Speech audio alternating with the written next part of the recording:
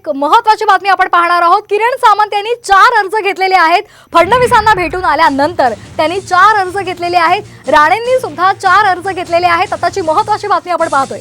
रत्नागिरी आणि सिंधुदुर्गसाठी शिवसेना आणि भाजपमध्ये आपल्याला रस्सीखेच पाहायला मिळते आणि त्या पार्श्वभूमीवर एक महत्त्वाची बातमी समोर आलेली आहे। किरण सामंत यांनी 4 अर्ज घेतलेले आहेत, तर नारायण राणे यांनी सुद्धा 4 उमेदवारी अर्ज घेतलेले आहेत। किरण सामंत यांनी फडणवीसांची भेट घेतली होती आणि फडणवीसांना भेटून आल्यानंतर त्यांनी 4 अर्ज घेतलेले आहेत। आताची महत्त्वाची बातमी आपण पाहतोय।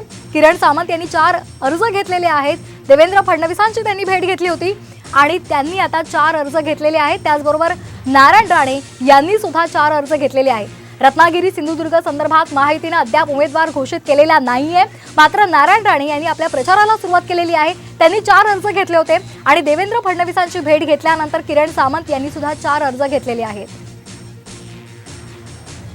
या संदर्भात अधिक माहिती घेऊयात आमचे प्रतिनिधी अमोल कले यांच्याकडून। अमोल, काय अधिकचे अपडेट्स आहेत? नक्कीच किरण सामंत यांनी काल नागपूरमध्ये उपमुख्यमंत्री देवेंद्र फडणवीस यांची भेट घेतली आणि त्यानंतर मोठी घडामोड जी आहे ती कोकणामध्ये पाहायला मिळत आहे। किरण सामंत यांनी आज जे आहे ती 4 अर्ज जे आहेत ते उमेदवारीचे अर्ज घेतलेले आहेत आणि या रत्नागिरी सिंधुदुर्ग लोकसभा मतदारसंघातला तिढा जो आहे तो आणखी वाढण्याची शक्यता जी आहे ती निर्माण झालेली आहे। नारायण राणेंनी देखील या मतदारसंघातून उमेदवारी अर्ज जे आहेत ते घेतलेले आहेत आणि किरण सामंत यांनी देखील उमेदवारी अर्ज घेतलेला आहे। त्यामुळे नक्की उमेदवारी कोणाला मिळणार याकडे उत्सुकता जी आहे ती आता शिगेला पोहोचलेली आहे, पाहायला मिळते।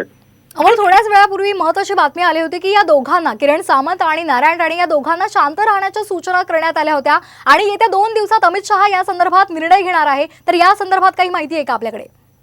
नक्कीच दोघांनाही सूचना देण्यात आल्या होत्या, मात्र अद्याप नारायण राणे देखील प्रचार देखील सुरू केलेला आहे। महायुतीचे जे आहेत मेळावे देखील होत आहेत, सिंधुदुर्गमध्ये होत आहेत, रत्नागिरीमध्ये, आज चिपळूणमध्ये देखील नारायण राणेंचा मेळावा आहे। एकंदरीत पाहता तर नारायण राणेंचा प्रचाराचा धडाका जो आहे तो सुरू झालेला आहे आणि याच पार्श्वभूमीवर आता किरण सामंत यांनी देखील आता उमेदवारी अर्ज घेतलेला आहे।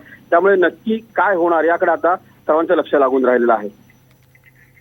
अगदी धन्यवाद आपण दिलेल्या माहितीसाठी। तर किरण सामंत यांनी 4 अर्ज घेतलेले आहेत। आताची महत्त्वाची बातमी आपण पाहतोय।